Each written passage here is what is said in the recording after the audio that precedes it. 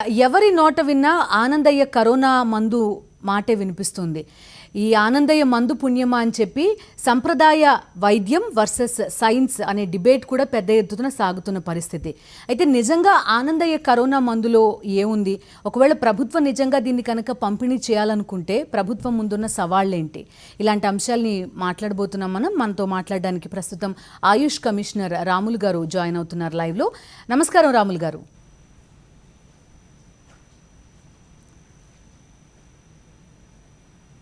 నమస్కారం అమ్మా.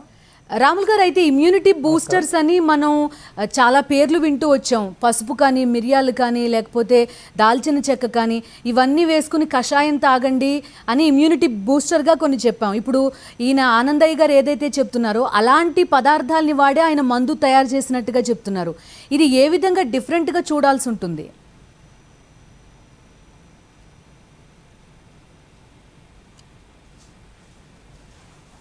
డిఫరెంట్గా చూడాల్సిన అవసరమే లేదమ్మా. దేశంలో అనేక సాంప్రదాయ పద్ధతుల్లో చికిత్స అందించడం అనేది జరుగుతూ ఉంది. అందులో ఎక్కువ మంది ఆయుర్వేద గ్రంథాల్లో చెప్పినటువంటి మూలికల్ని వివిధ రూపాల్లో వాడడం అనేది తరతరాలుగా జరుగుతూ వస్తుంది. ఆ సంప్రదాయంలో భాగంగా ఆనందయ్య గారు కూడా తనకి తెలిసినటువంటి విద్యను ఉపయోగించి అందుబాటులో ఉన్న మూలికలతో కొంతకాలంగా ఆయన వైద్యం చేస్తున్నారు.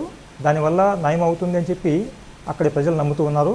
ఈ మధ్యకాలంలో కరోనా కాంటెక్స్ట్లో దాని ద్వారా మాకు ఉపశమనం కలిగిస్తుంది అని ఎక్కువ మంది నమ్ముతున్నందువల్ల దానికి ఎక్కువ ప్రాచుర్యం రావడం జరిగింది. అందులో వాడేటటువంటి మూలికల వరకు మేము ప్రత్యక్షంగా చూడడం జరిగింది. అట్లాగే ఆ మూలికల్ని ఉపయోగించి మందు తయారు చేసే విధానాన్ని కూడా ప్రత్యక్షంగా చూడడం జరిగింది. అవి అందరికీ తెలిసినటువంటివి, ఆయుర్వేద గ్రంథాల్లో ప్రస్తావించబడినటువంటి మూలికలే. ఆ పద్ధతి కూడా సులభమైనటువంటి పద్ధతే. కాబట్టి ఆ పదార్థాల్లో మాకు ఎటువంటి నష్టం కానీ హాని కానీ కలిగించే విధంగా ఉందని అనిపించడం లేదమ్మా. ఇది ఇంతకు ముందు కూడా, కరోనా కంటే ముందు కూడా అనేక ఇతర జబ్బులకి ఈ మందుల్ని వాడుతూ ఉన్నట్లుగా మాకు తెలిసిందమ్మా. అది ఈ కాంటెక్స్ట్లో కరోనాకి కూడా ఉపయోగపడుతుందని చెప్పి ఎక్కువ మంది ప్రజలు అక్కడ నమ్ముతున్నట్టుగా మాకు అర్థమవుతుంది. రాముల్ గారు, మీరు చెప్పిన దాని ప్రకారం ఒకసారి కనుక తీసుకుంటే చాలామంది ఆయుర్వేద మందు పంపిణీ చేస్తున్నారు. చాలామంది ఆయుర్వేద వైద్యులు ఇటువంటి మందుల్ని తయారు చేశారు. వేరాజ్ ఆనందయ్య గారు చేసిన మందు పట్ల విశేష ప్రజాదరణ రావడం, ఆయనని ఎక్కువ మంది నమ్మడం వల్ల ఇటువంటి ఒక దీన్ని చూస్తున్నాం అని అర్థం చేసుకోవచ్చా మనం?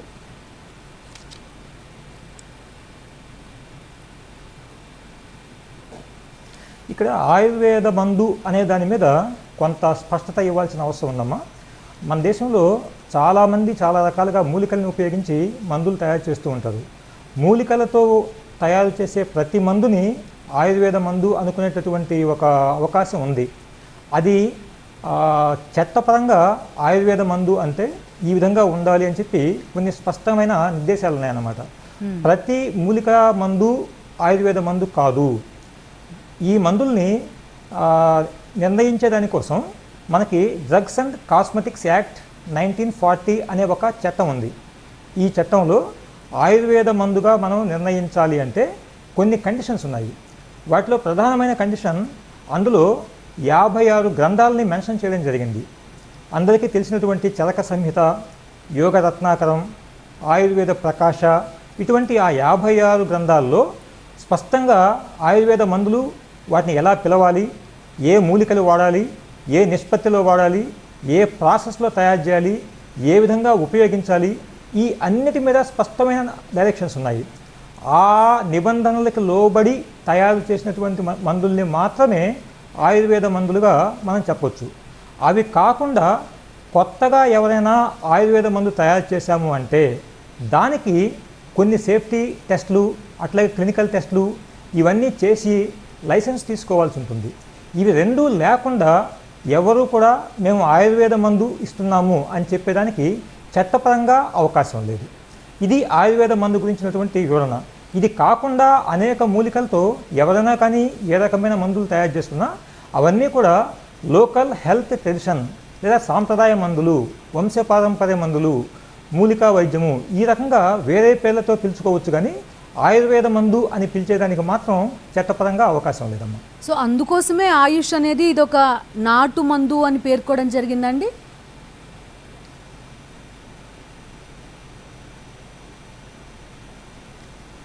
ఇక్కడ నాటుమందు అని ఆయుష్ డిపార్ట్మెంట్ దాన్ని డిఫైన్ చేయలేదమ్మా. నేను ఇందాక చెప్పినట్లు ఆయుర్వేద మందు మాత్రం కాదు, దాన్ని పిలవడం ఏ రకంగానే పిలుచుకోవచ్చు. అది హెర్బల్ మెడిసిన్ అనండి, మూలికా వైద్యం అనండి, గ్రామీణ వైద్యం అనండి, గృహ వైద్యం అనండి, నాటు వైద్యం అనండి, అది వాళ్ళ ఇష్టం.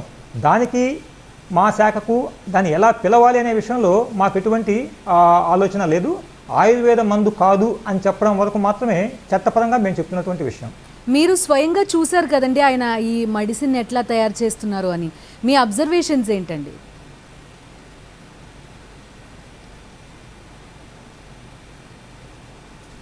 నా అబ్జర్వేషన్స్ వరకు అక్కడ ఆయన అందరికీ తెలిసినటువంటి మూలికల్ని లైక్ పసుపు, కర్పూరం, మిరియాలు, వేపాకు, నేరేడాకు, మామిడాకు, అన్నీ ముళ్ళ వంకాయ, తేనె, అన్నీ ఇటువంటి పదార్థాలనే ఉపయోగిస్తున్నారు. ఎక్కడా తెలియనివి రహస్యాలు అంటూ ఏమీ లేవు. స్టెరాయిడ్స్ లాంటివి అట్లాంటివి ఏమీ ఉపయోగించడానికి అవకాశమే లేదు. ప్రత్యక్షంగా మేము చూసాము. వాటిని కొంత మిక్సీలో వేసి పౌడర్ లాగా తయారు చేసి తేనెతో కలిపి కొద్దిసేపు వేడి చేస్తున్నారు. ఆ తర్వాత మందు తయారైపోతుంది. అందులో ఎటువంటి రహస్యము దాపరికము ఉన్నట్లుగా నాకేమీ అనిపించట్లేదు. ఈ డ్రాప్స్ సంగతి ఏంటండి? అంటే ఆ డ్రాప్స్ కంట్లో వేస్తే వెంటనే ఆక్సిజన్ శాచురేషన్లో ఖచ్చితంగా మార్పు వస్తుంది, క్రిటికల్ కండిషన్లో ఉన్న వాళ్ళ శాచురేషన్ కూడా పెరుగుతోందని అంటున్నారు. అది వాస్తవమా?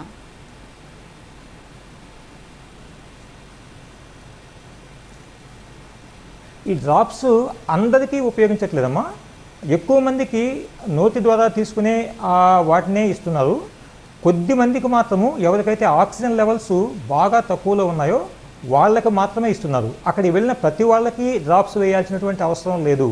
కొద్ది మందికి మాత్రమే ఇస్తున్నారు. అది ఒక్క డ్రాప్ మాత్రం వేస్తున్నారు. అందులో 3 పదార్థాలను ఉపయోగిస్తున్నారు. ముళ్ళ వంకాయ గుజ్జు, తోక మిరియాలు, తేనె, ఈ 3టిని మాత్రమే ఆ మందులో ఉపయోగిస్తున్నారు. తర్వాత మా ఆయుర్వేదం డాక్టర్స్తో మేము డిస్కస్ చేయడం జరిగింది. అట్లాగే ఆయుర్వేద గ్రంథాల్లో వెరిఫై చేయడం జరిగింది. ఈ 3 పదార్థాలు కూడా కంటిలో వేసుకునేదానికి ఎటువంటి అభ్యంతరము కూడా ఆయుర్వేద శాస్త్రపరంగా లేదమ్మా. ఇక దానికి కళ్ళకేమైనా డ్యామేజ్ అవుతుందా అనే విషయానికి వస్తే దాని మీద ఆల్రెడీ మేము ఆ శాంపిల్స్ని టెస్టింగ్ కోసం పంపడం జరిగింది. నిన్న మా రివ్యూలో గౌరవ ముఖ్యమంత్రి గారు ఈ కంటి విషయంలో ఎటువంటి అజాగ్రత్త తీసుకోకూడదు కాబట్టి మరొక్కసారి నేత్ర వైద్యులతో కూడా డిస్కస్ చేసి వాళ్ళ యొక్క ఒపీనియన్ కూడా తీసుకున్న తర్వాత కంటికి ఏ రకంగా ప్రమాదం లేదు అని మరొకసారి కన్ఫర్మ్ అయిన తర్వాత ఒక నిర్ణయం తీసుకుంటామని చెప్పడం జరిగింది.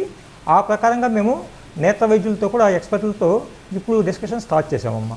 ఒకసారి వాళ్ళ నుంచి కూడా గ్రీన్ సిగ్నల్ వచ్చిన తర్వాత అప్పుడు దాంట్లో ఎటువంటి ప్రమాదము అని తెలిసిన తర్వాతనే దాని మీద ఒక నిర్ణయం తీసుకోవడం జరుగుతుంది. రాములు గారు, అంటే చాలా కాలంగా కొన్ని చూస్తున్నాం. ఇప్పుడు కామెర్లు వస్తే కనుక పసరు మందు లాంటిది ఇవ్వడం కానీ రకరకాల సంప్రదాయ వైద్యాలు చూస్తున్నాం. కంట్లో మందేస్తే లంగ్స్ బాగవుతాయి, రకరకాల నమ్మకాలు ఉన్నాయి. ఎలా పనిచేస్తుంది? అంటే ఆక్సిజన్ లెవెల్ అనేది పెరగడానికి కారణం ఏంటంటే ఏం చెప్తారు మీరు?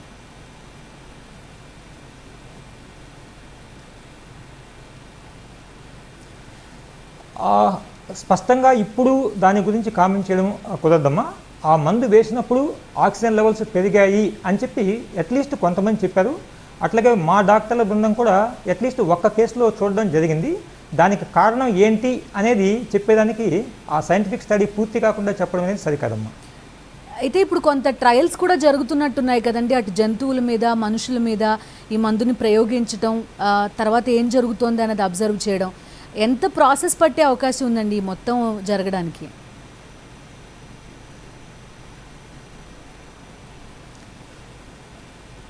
యాక్చువల్గా ట్రయల్స్ అనేవి దాన్ని ఆయుర్వేద మందుగా గుర్తించే ప్రాసెస్ స్టార్ట్ అయిన తర్వాత జరుగుతుందమ్మా. దానికి ముందు వారు మాకు ఆయుర్వేద మందుగా గుర్తించమని అప్లై చేసుకోవాల్సి ఉంటుంది. ఆ తర్వాత ఈ ప్రాసెస్ అంతా ఉంటుంది.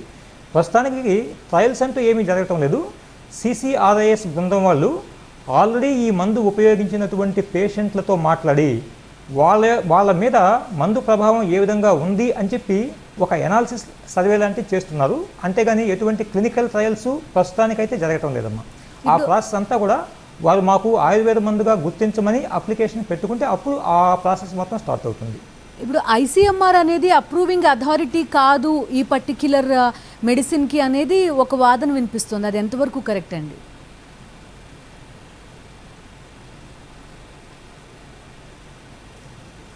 నాకు తెలిసి ఐసీఎంఆర్ ఇటువంటి విషయాల్లో సలహా ఇస్తుంది. అట్లాగే ఫైనల్ డెసిషన్ అన్ని ఆయుర్వేద మందులకు సంబంధించి ఆంధ్రప్రదేశ్ ఆయుష్ శాఖ మాత్రమే తీసుకుంటుంది. కాకపోతే కోవిడ్కి సంబంధించినటువంటి చికిత్సలకి మాత్రము కేంద్ర ప్రభుత్వం యొక్క అంగీకారం తీసుకోవాల్సి ఉంటుంది. బట్ ఫైనల్గా లైసెన్సింగ్ అథారిటీ మాత్రం రాష్ట్ర ప్రభుత్వంలోనే ఉంటుందమ్మా. ఇక దీంతోపాటు రీసెర్చ్ ఇటువంటి వాటిలో మనకి కేంద్ర ప్రభుత్వం నుంచి central council for research in ayurvedic studies CCRAS అని చెప్పి అంటాము, వాళ్ళు మనకి సహాయం చేస్తున్నారమ్మా ఈ విషయంలో. రాములు గారు, శాస్త్రవేత్తలు ఇప్పుడు ఎప్పుడైతే డిసెంబర్ 2019లో ఈ కరోనా అనేది స్టార్ట్ అయిందో అప్పటి నుంచి మెడిసిన్ కోసం రకరకాల పద్ధతుల్లో ట్రై చేస్తున్నారు, కానీ ఇప్పటిదాకా వర్కౌట్ కాలేదు. ఆనందయ్య అనే ఒక ఆయుర్వేద వైద్యుడు కేవలం చాలా తక్కువ కాలంలో ఇలాంటి ఒక మెడిసిన్ తయారు చేశారు, అది అందరి మీద ప్రయోగిస్తుంటే తగ్గుతోందని ప్రజలంతా నమ్మడం. సో మోడర్న్ సైన్స్ అనేది ఇంతకాలం కుస్తీ పట్టినా కూడా సాధ్యం కానిది ఈయన చాలా అర్లీగా స్టార్ట్ చేసేసారా అని క్వశ్చన్ చేస్తున్నారు కొంతమంది హేతువాదులు కానీ, సైన్స్ పైన నమ్మకం ఉండేవాళ్ళు కానీ. మీ కామెంట్స్ ఏంటండి?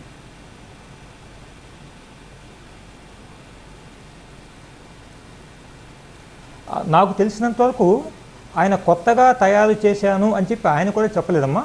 గత 30 సంవత్సరాలుగా ఆయన ఇటువంటి మందుల్ని వాళ్ళ గ్రామంలో చుట్టుపక్కల పంపిణీ చేస్తూ ఉన్నాడు. అనేక ఇతర జబ్బులకి, ఆస్మా, లేకపోతే ఆర్థరైటిస్, అట్లాగే కిడ్నీ ప్రాబ్లమ్స్, లివర్ ప్రాబ్లమ్స్, వీటికి చాలా కాలంగా ఆయన ట్రీట్ చేస్తూ ఉన్నాడు.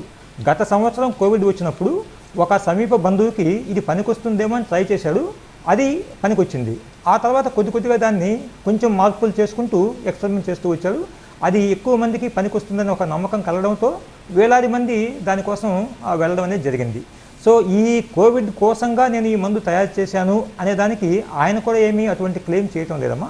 ఉన్న మందులు కొంచెమైనా మార్పులు చేసి దీనికోసం వాడితే అది పనికొస్తుంది అనేది నా యొక్క వ్యక్తిగత అభిప్రాయం. రైట్ అండి. ఇటు పతంజలి కానీ లేకపోతే ఇంకా చాలా కంపెనీలు కానీ లేదా ఆయుర్వేద వైద్యులు కానీ ఇలాంటి కొన్ని మందుల్ని తయారు చేసాయి. అండ్ ఇప్పుడు మనం చూస్తున్నాం యునానీ మెడిసిన్ కానీ ఇటువంటి వాళ్ళు కూడా కొన్ని మందులు ఇస్తున్నారు బయట సంప్రదాయ వైద్య పద్ధతుల్లో. దానికి దీనికి ఏమన్నా తేడాలు ఉన్నాయా?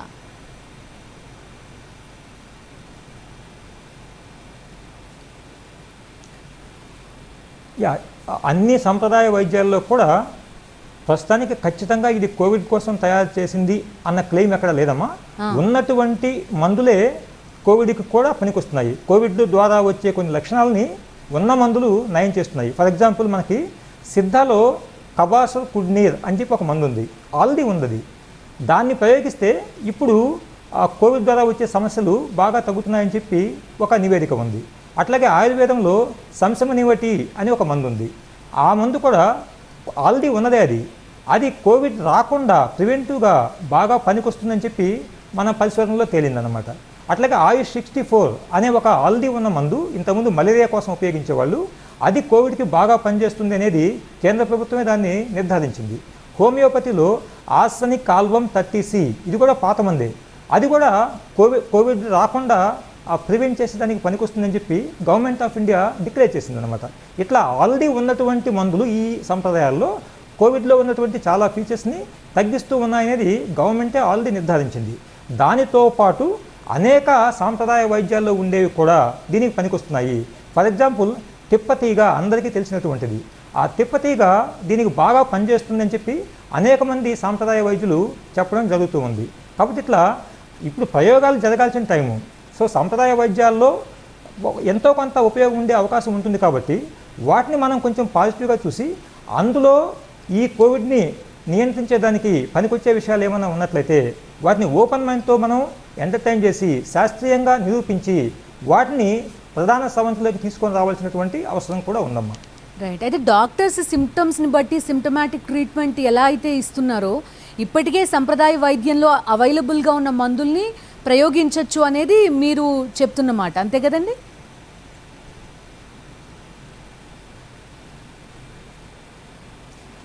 నేనే కదమ్మా, ఈవెన్ వరల్డ్ హెల్త్ ఆర్గనైజేషన్ వాళ్ళు కూడా ఈ మధ్య ఒక రీజనల్ ఎక్స్పర్ట్ కమిటీ అనే దాన్ని కాన్స్టిట్యూట్ చేశారు. అందులో వాళ్ళు చెప్తున్న మాట ఏంటంటే WHO recognises that traditional complementary and alternative medicine has many benefits అని చెప్పి వాళ్ళు కన్ఫర్మ్ చేస్తున్నారు, ఒప్పుకుంటున్నారు. అందులో ఉన్నటువంటి వివిధ అంశాలని ఎగ్జామిన్ చేసి శాస్త్రీయంగా అది పరీక్షకు నిలబడితే దాన్ని కోవిడ్ మందుగా నిర్ణయించడానికి ఎటువంటి అభ్యంతరము లేదు అనేది WHO వాళ్ళ యొక్క నిర్ణయం అన్నమాట. అదే ప్రకారం మనం కూడా ఓపెన్ మైండ్తో శాస్త్రీయంగా పరిశీలించి అది పనికొస్తుందంటే వాటి నుంచి తీసుకోవచ్చామా, తప్పేమీ లేదు. ఇప్పుడు గవర్నమెంట్ ముందుండే ఛాలెంజెస్ కూడా కొన్ని ఉంటాయి కదండి. నిజంగా ఇప్పుడు ICMR గైడ్ లైన్స్ ప్రకారం ఏ మందు అయితే పనికొస్తుందో అదే ఇవ్వండి. ఇప్పుడు చెక్స్ అండ్ బ్యాలెన్సెస్ అంటారు ప్రతి సిస్టంలో.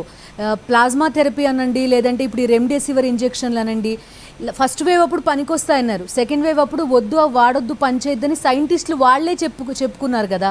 అట్లా ఆయుర్వేదానికి కానీ లేదా సంప్రదాయ వైద్యానికి కానీ అటువంటి చెకింగ్ అనేది లేదు, ఇట్ సెల్ఫ్ దానికి అదే చెక్ చేసుకోలేదు అనేది కూడా ఒక వాదన. మీరేమంటారు?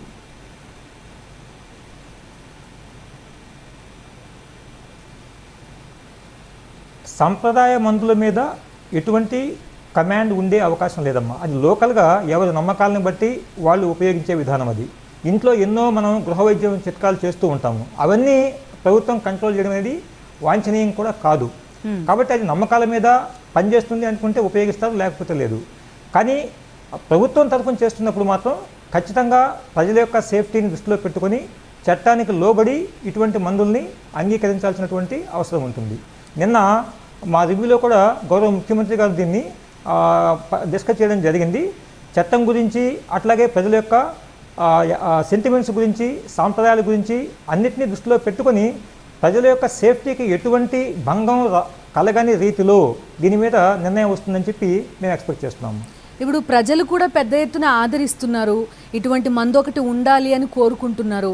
ఎక్కడి నుంచి పెద్దగా వ్యతిరేకత వచ్చే అవకాశం లేదు. బట్ స్టిల్ ప్రభుత్వం కొంతవరకు సైంటిఫిక్ టెంపర్తో ఆలోచించి భద్రత లేకపోతే చట్టాలు వీటన్నిటికీ లోబడే ఇలాంటి వాటిని పంపిణీ చేయాల్సిన అవసరం ఉంది.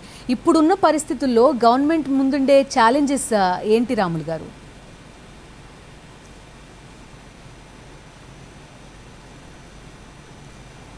ప్రధానంగా ఇదేనమ్మా, చట్టపరంగా దాన్ని ఆయుర్వేద మందుగా ఇప్పటికీ మనం గుర్తించడం లేదు. కాబట్టి ఆయుర్వేద మందు అది కూడా కోవిడ్ దానికి చికిత్స కోసము అని ప్రభుత్వ పరంగా నిర్ణయించేదానికి ఈరోజు అవకాశం లేదు.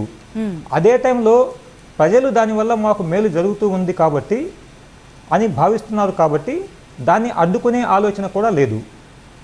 అయితే ఈ ప్రాసెస్లో ప్రజల యొక్క భద్రతను గురించి ఆలోచించాల్సిన అవసరం ప్రభుత్వం మీద ఉంది. కాబట్టి మనము దానికి ఒక నిర్ణయం తీసుకునే ముందు ఎట్టి పరిస్థితుల్లో మీరు ఇందాక చెప్పినటువంటి కంటికి సంబంధించినటువంటి ప్రమాదాలు కానీ అవి జరిగే అవకాశం లేదు అని 1-2 సార్లు కన్ఫర్మ్ చేసుకున్న తర్వాతనే దాని మీద ఒక నిర్ణయం తీసుకోవడం జరుగుతుంది.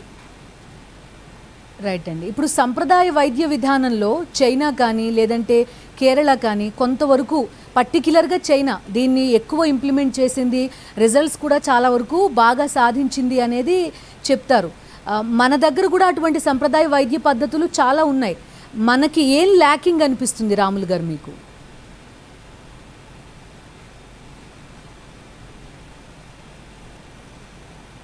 ల్యాకింగ్ అంటూ ఏం లేదమ్మా. సాంప్రదాయ వైద్యంలో మన దేశం చాలా స్ట్రాంగ్గా ఉంది. మన దేశం కానీ, చైనా కానీ, అట్లాగే ఆఫ్రికా దేశాలు కానీ ఇవన్నీ కూడా సాంప్రదాయ వైద్యంలో చాలా స్ట్రాంగ్గా ఉన్నాయి. మనకి ఎన్నో వేల సంవత్సరాలుగా ఈ ఆయుర్వేద గ్రంథాలు ఇవన్నీ కూడా మన దేశంలో వాడుకలో ఉన్నాయి. సో దీంట్లో ఎక్కడా లేకుండా ఉందనుకోవట్లేదు. ఇది ముఖ్యంగా నమ్మకం మీద జరుగుతుంది. ఇందులో 2 విషయాలు ఉన్నాయి. సాంప్రదాయ వైద్యాల్లో ఎక్కడ కమర్షియల్ ఎలిమెంట్ అనేది లేదు, అది మనం ఆలోచించాల్సిన విషయం. ఎవరైనా ఒక మందు ఇస్తున్నారు అంటే ఏదో ఒక సేవాభావంతో ఇస్తున్నారే కానీ కమర్షియల్ ఉద్దేశాలతో సాంప్రదాయ వైద్యం చేస్తున్నట్టుగా మన ఇండియాలో ఎటువంటి దాఖలాలు లేవు. అది చాలా మంచి విషయం అన్నమాట. లక్షలు ఖర్చు పెట్టాల్సినటువంటి ఈ ఆధునిక పరిస్థితుల్లో అట్లా సేవాభావంతో సాంప్రదాయ వైద్యాలు చేస్తూ ఉన్నప్పుడు ఖచ్చితంగా వాటిని మనం గౌరవించాల్సిందే. కాబట్టి కాకపోతే వాటికి ఏ గ్రామానికి ఆ గ్రామం, ఏ ఇంటికి ఆ ఇల్లు వీటిని ఉపయోగిస్తూ ఉన్నారు. కాబట్టి ఇవన్నీ మనం సైంటిఫిక్గా స్టడీ చేసి డాక్యుమెంట్ చేయడం అనేది కొద్దిగా తక్కువగా ఉంది. బహుశా ఆ ప్రాసెస్ జరిగితే ఇంకా ఎక్కువ మందికి మేలు జరిగేదానికి అవకాశం ఉంది. ఉదాహరణకు మనం ఉపయోగించే పసుపు లేకపోతే వేప ఇవన్నీ కూడా వీటిని ప్రాపర్గా మనం డాక్యుమెంట్ చేసి ఇంకా శాస్త్రీయంగా మనం ఎస్టాబ్లిష్ చేయగలిగితే మన దేశంతో పాటు ప్రపంచం కూడా దానివల్ల ఎక్కువ లాభం పొందడానికి అవకాశం ఉంటుంది. ఇప్పుడు ఈ కృష్ణపట్నం ఈ ఏరియా అయిన ఆనందయ్య గారు ఎక్కడైతే మందిస్తున్నారో ఈ చుట్టుపక్కల ఎక్కడ పాజిటివ్ కేసెస్ అనేది రిపోర్ట్ కావడం లేదు. కొంతకాలంగా ఆయన ఏదైతే మందిస్తున్నారో అవన్నీ తీసుకోవడం వల్ల మేము సేఫ్గా ఉన్నామనే అభిప్రాయం కూడా చాలామంది ప్రజల్లో ఉందనేది ఒక మాట. మీరు అటువైపు వెళ్ళారు, వాళ్ళతో మాట్లాడారు కదండి, మీరేమంటారు?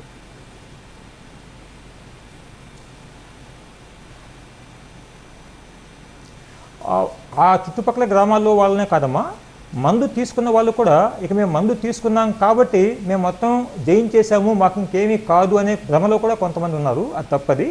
ఎంత మందు తీసుకున్నా జాగ్రత్తలో ఉండాల్సిందే. ఆ ఏరియాలో ఉన్నటువంటి గ్రామాల్లో నేను విచారించిన దాని ప్రకారం మిగతా గ్రామాలతో పోల్చుకుంటే కేసులు పూర్తిగా లేవని కాదు, కేసులు తక్కువగా ఉన్నాయి. అట్లీస్ట్ నాకు ఒక 10-11 కేసులు ఆ గ్రామంలో ఉన్నట్టుగా నా నోటీస్కి వచ్చింది. మొత్తం మీద కేసుల సంఖ్య మాత్రం తక్కువ. అట్లాగే చావులు కూడా దాదాపుగా లేవు అన్నట్లుగానే నా దృష్టికి వచ్చింది. ఆ గ్రామంలో కానీ ఆ చుట్టుపక్కల 2-3 గ్రామాల్లో కూడా. బహుశా ఇది ఆ మందు యొక్క ప్రభావం కొంతవరకు ఉండే అవకాశం కూడా ఖచ్చితంగా ఉంటుంది. రైట్ అండి. మానసిక ధైర్యం అనేది ఫస్ట్ కీ రోల్ ప్లే చేస్తుంది కోవిడ్ని ఎదుర్కోవడంలో అని అంటున్నారు. సో అది కూడా కొంతవరకు ప్రజల మీద ఇంపాక్ట్ చూపిస్తుందేమో. ఈ మందు తీసుకోవడం వల్ల మేము క్యూర్ అయిపోతున్నాం అనే ఒక ధైర్యం కూడా కొంతవరకు ఈ క్యూరింగ్ ప్రాసెస్లో పనిచేస్తుందంటారా? ఖచ్చితంగానమ్మా.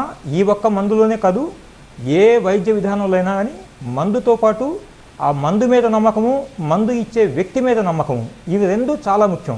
ఈ రెండిట్లో ఏది లేకపోయినా మందు పనిచేయదు అని చెప్పి చాలామంది చెప్తూ ఉంటారు. ఇక్కడ ఆ మందు పట్ల ఒక నమ్మకం ఉంది, మందు ఇచ్చే వ్యక్తి పట్ల నమ్మకం ఉంది. కాబట్టి ఖచ్చితంగా అది ఆ చుట్టుపక్కల గ్రామాల వాళ్ళకి ముందుగా తెలుసు కాబట్టి వాళ్ళు ఇంకా కొంచెం మేము ఎక్కువ సేఫ్ జోన్లో ఉన్నాము అని చెప్పి ఒక ఫీలింగ్ ఉండొచ్చు. ఆ నమ్మకం కూడా వాళ్ళకి సహాయం చేసి ఉండొచ్చు అమ్మా. ఇంకా మనం మాట్లాడుతున్నాం ఆయుష్ కమిషనర్ రాములు గారితో.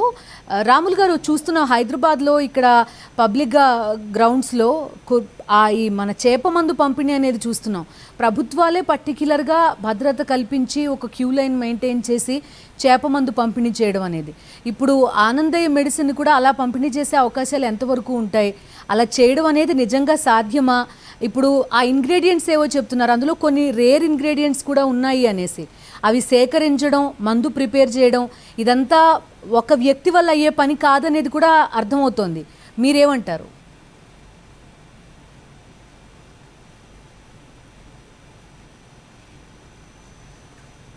ప్రత్యేకించి ఆ మందు విషయంలో ఏ నిర్ణయం తీసుకుంటారు అనేది ఇందాక నేను చెప్పినట్లు ఈ సేఫ్టీకి సంబంధించినటువంటి అనాలిసిస్ ఇదంతా పూర్తయిన తర్వాతే ఉంటుందమ్మా. అది కాకుండా ఒకవేళ ప్రభుత్వం దానికి సానుకూలంగా నిర్ణయం తీసుకుంటే అది ఆయన చేసిన డిపార్ట్మెంట్ వైపు నుంచి చేయించిన మొత్తం మీద ప్రజలు అక్కడికి వచ్చినప్పుడు వాళ్ళకి అవసరమైనటువంటి లా అండ్ ఆర్డర్ రిక్వైర్మెంట్స్ కానీ అట్లాగే సివిక్ కమ్యూనిటీస్ కానీ ఇవన్నీ కల్పించాల్సినటువంటి బాధ్యత ఖచ్చితంగా ప్రభుత్వం మీద ఉంటుంది. కాకపోతే ఈ కార్యక్రమాన్ని ప్రభుత్వం తరఫున చేస్తారా లేదా అనేది ఇప్పుడే నిర్ణయించడం సాధ్యం కాదమ్మా. రైట్ అండి. అయితే నెల్లూరు, ప్రస్తుతం ఈ కృష్ణపట్నం చుట్టుపక్కల ప్రాంతాల్లో ఒక పేరేంటంటే ముయించేశారు, ప్రస్తుతం మందు పంపిణీ చేయట్లేదు అన్నది చాలా ఒక పెద్ద విషయంగా కనబడుతోంది. ఇన్నాళ్ళు ఇచ్చారు కదా, ఎందుకు ఆపించేశారు, ఈ ప్రయోగాలు ఇవి లేకుండానే ఆ మందు పనిచేస్తోంది కదా అనే ఒక అభిప్రాయం ప్రజల్లో ఉంది. మీరు ఎట్లా అడ్రస్ చేస్తారు రాములు గారు దాన్ని?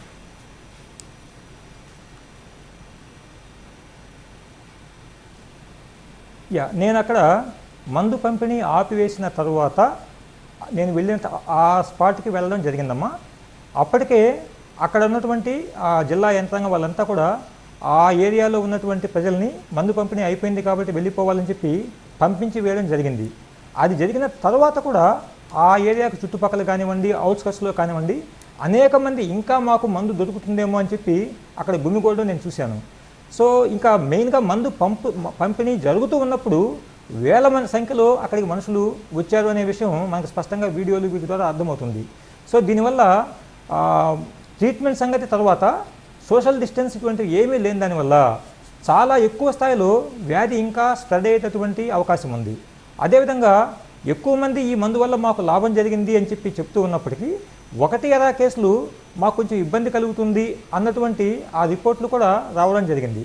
కాబట్టి ఇందాక మీరు ప్రస్తావించినట్టు మెయిన్గా ఈ కంటికి సంబంధించినటువంటి మందు ఇటువంటి వాటిలో ఏమాత్రం కూడా రిస్క్ తీసుకోవడం మంచిది కాదు. కాబట్టి ఇవన్నీ శాస్త్రీయంగా పరిశీలన జరిగిన తర్వాతనే ప్రభుత్వం, అంతకుముందు ఈ మందు పంపిణీ చేయమని ప్రభుత్వం చెప్పిందేం కాదు. అది లోకల్గా అక్కడ వాళ్ళు చేసుకుంటూ వెళ్తున్నారు, ప్రజలు వెళ్తూ ఉన్నారు. దానికి ప్రభుత్వం కొంతవరకు అక్కడ ప్రజలకి ఇబ్బంది లేకుండా సౌకర్యాలు కల్పిస్తూ ఉండొచ్చు. కానీ ఒకసారి మా ప్రభుత్వం దృష్టికి ఈ విషయాలు వచ్చిన తర్వాత ప్రజలకి ఎటువంటి సేఫ్టీ పరమైనటువంటి రిస్క్ లేకుండా జాగ్రత్త తీసుకోవాల్సినటువంటి అవసరం ఉంది కాబట్టి ఇవన్నీ కన్ఫర్మ్ అయిన తర్వాత అప్పుడు ఒక నిర్ణయం తీసుకోవచ్చు అనే ఉద్దేశంతో ప్రస్తుతానికి మాత్రమే ఆపడం జరిగింది. దానికి తోడు ఒక లోకాయుక్తలో ఒక కంప్లైంట్ ఫైల్ కావడము, సో దాని నుంచి కొన్ని ఆదేశాలు రావడము ఇవి కూడా జరిగాయి. వీటన్నిటిని దృష్టిలో పెట్టుకొని ప్రస్తుతానికి మాత్రమే తాత్కాలికంగా ఆపడం జరిగింది. సాధ్యమైనంత త్వరగా దీన్ని పాజిటివ్గానే ఒక నిర్ణయం వస్తుందని చెప్పి నేను ఆశిస్తున్నానమ్మా. న్యాయపరంగా ఎట్లా చూస్తున్నారు గవర్నమెంట్ రాములు గారు? ఎందుకంటే ఇప్పుడు నిజంగా ఒక పంపిణీ అనేది శాంతి భద్రతల దృష్ట్యా ఏర్పాటు చేసినా కూడా కొన్ని చిక్కులు వచ్చే అవకాశం ఉంది. ఎవరైనా న్యాయపరంగా చిక్కులు తెచ్చిపెట్టే అవకాశం ఉంది. దాన్ని ఎట్లా కన్సిడర్ చేస్తున్నారు?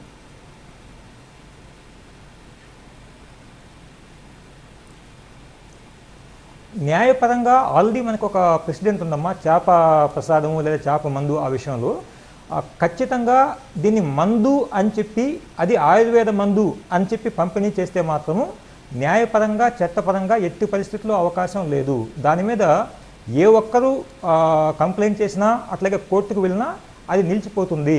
అందులో ఎటువంటి అనుమానం అక్కర్లేదు. మనకందరికీ ఇంతకుముందు ఆ చేప ప్రసాదం యొక్క అనుభవం ఉంది. దీన్ని మందు ఆయుర్వేద మందు అని చెప్పి క్లెయిమ్ చేసి పంపిణీ చేస్తే మాత్రము ఇది చట్టపరంగా ముందుకు పోయేదానికి అవకాశం లేదు. అదే సమయంలో నేను ఇందాక చెప్పినట్లు సాంప్రదాయ వైద్యము లేదా మూలికా వైద్యము ఈ విధంగా, లేదా ఇమ్యూనిటీ బూస్టర్స్, హెల్త్ సప్లిమెంట్స్ ఈ విధంగా వాటిని అక్కడ ప్రజలు నమ్మి తీసుకున్నట్లయితే అక్కడికి వెళ్ళే ప్రజలకి ప్రభుత్వం తరఫున సివిక్ కమ్యూనిటీస్ ఇటువంటివి ప్రొవైడ్ చేయడం మాత్రమే ఉంటుంది. అంతేగాని ఇది ఆయుర్వేద మందు అని చెప్పి పంపిణీ చేసేదానికి మాత్రం ఎట్టి పరిస్థితుల్లో అవకాశం లేదు. నకిలీల బెడద కూడానండి. ఇప్పుడు ఇంగ్రీడియంట్స్ ఏవైతే ఆయన వాడుతున్నారో ఆయన డైరెక్ట్గా పబ్లిక్కి చెప్తున్నారు నేను ఇవి వాడుతున్నాను అనేది. సో చాలామంది రకరకాల ప్రయోగాలు చేసి వాళ్ళపైన వాళ్ళు ప్రయోగించుకునే అవకాశాలు. పర్టికులర్గా ఈ కళ్ళ మంది ఏదైతే అన్నారో 3 ఇంగ్రీడియంట్స్ పేర్లు చెప్పారు, కానీ ఎలా తయారు చేస్తారు అనేది కూడా మ్యాటరే. అది చాలామంది పట్టించుకోరు. మీరు అటువంటి వాళ్ళకి ప్రజలకి ఎలాంటి జాగ్రత్త చెప్తారు?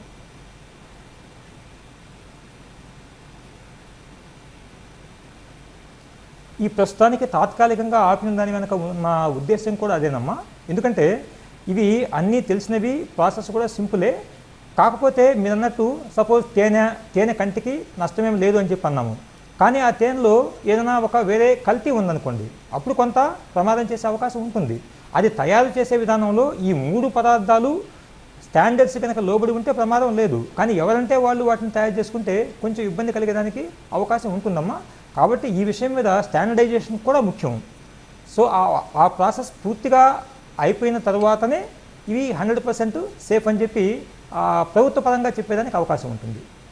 రైట్. ఇప్పుడు ఆనందయ్య గారి దగ్గర నకిలీలు మీరు చెప్పినట్లు ఖచ్చితంగా ఇటువంటి డిమాండ్ ఉంది అని తెలిసిన తర్వాత ఆయన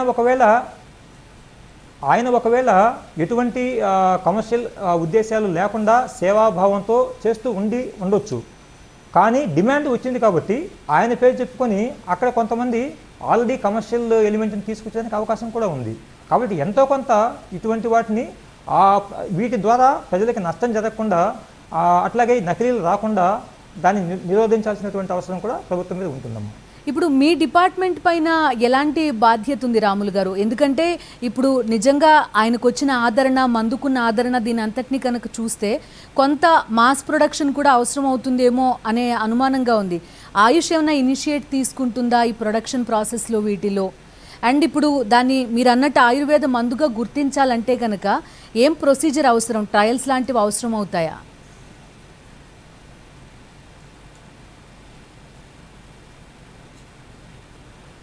రెండు విషయాలు అడిగారమ్మా. ఒకటి, ఆయుర్వేద మందుగా గుర్తించాలి అంటే ముందు ఆయన ఆ మేరకు అప్లై చేసుకోవాల్సి ఉంటుంది. అది జరిగిన తర్వాత సేఫ్టీకి సంబంధించినటువంటి కొన్ని టెస్టులు చేసిన తర్వాత క్లినికల్ ట్రయల్స్ చేయడం జరుగుతుంది. ఇవన్నీ కూడా పూర్తయి మందు పూర్తిగా ఆయుర్వేద శాస్త్ర ప్రమాణాలకు లోబడి ఉంది అని చెప్పి నిర్ణయిస్తే అప్పుడు ఇక్కడి నుంచి ఆయుర్వేద మందుగా గుర్తింపు ఇవ్వడం జరుగుతుంది. అట్లా కాకుండా ఇది కోవిడ్కి కూడా పనిచేస్తుంది అని ఆయన అప్లికేషన్లో పేర్కొన్నట్లయితే సెంట్రల్ గవర్నమెంట్ యొక్క అనుమతి కూడా తీసుకోవాల్సి ఉంటుంది. అది తీసుకున్న తర్వాత మనం దానికి లైసెన్స్ ఇవ్వడం జరుగుతుంది. ఇది మొట్టమొదటి విషయం.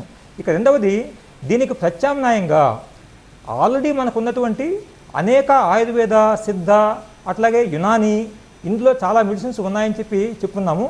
మా గౌరవ ముఖ్యమంత్రి గారు అట్లాగే మా ఆరోగ్య శాఖ మంత్రి గారు మాకు ఆదేశాలు ఇవ్వడం జరిగింది. ఇటువంటి మందుల్ని డిపార్ట్మెంట్ తరఫునే మనము పంపిణీ చేసేదానికి ఉన్నటువంటి అవకాశాలని ఎక్స్ప్లోర్ చేయమని చెప్పడం జరిగింది. సో కాబట్టి ఇప్పుడు మన ఈ ఆయుష్ శాఖ తరఫున ఈ ఇందాక నేను చెప్పినటువంటి ఆయుష్ 64 కానివ్వండి, లేకపోతే సంశమని వట్టి కానివ్వండి, ఆస్నిక్ ఆల్బమ్ కానివ్వండి, ఇటువంటి మందులన్నీ కూడా ప్రజలకి డిపార్ట్మెంట్ తరఫునే సప్లై చేసేదానికి ఉన్నటువంటి అవకాశాలని ఎగ్జామిన్ చేస్తున్నాము. సాధ్యమైన త్వరగా వీటిని ప్రజలకు అందించడానికి ప్రయత్నం చేస్తామమ్మా. అప్పుడు ఇవి శాస్త్రం ఆమోదించినటువంటి మందులు, గవర్నమెంట్ తరఫున పంపిణీ చేసినటువంటి మందులు కాబట్టి ఎటువంటి అభ్యంతరం లేకుండా వీటిని కూడా ప్రజలు వాడుకోవడానికి అవకాశం ఉంటుంది. ఏ మందు దొరకనప్పుడు ఏదో ఒకటి అనే ఉద్దేశంతో ప్రజలు ఇటువంటి సాంప్రదాయ మందుల వైపు మొగ్గు చూపే అవకాశం ఉంటుంది. కాబట్టి ప్రభుత్వం తరఫు నుంచి ఆయుష్ ఆమోదించినటువంటి మందుల్ని పంపిణీ చేసే కార్యక్రమాన్ని పెద్ద ఎత్తున చేపడదామని మేము ప్రణాళికలు వేస్తున్నాము. రైట్ అండి. థ్యాంక్ యూ రాములు గారు, మాతో లైవ్లో జాయిన్ అయినందుకు థ్యాంక్ యూ వెరీ మచ్ అండి. సో రాములు గారి అభిప్రాయాలు మనం విన్నాం. ప్రభుత్వం ప్రస్తుతం కన్సిడర్ చేస్తున్న అంశాలు ప్రజల ఆరోగ్యానికి ఈ మందుతో ఎటువంటి ఢోకా లేదు అనేది మొదట నిర్ధారించుకున్న తర్వాతే బయటికి తీసుకొస్తారు. అప్పుడు కూడా ఆయుర్వేద మందు అనే పేరుతో తీసుకురావడానికి ఖచ్చితంగా రకరకాల చిక్కులు ఉంటాయని చెప్తున్నారు రాములు గారు. మరి ప్రభుత్వం ఏం చేస్తుంది అనేది చూడాలి.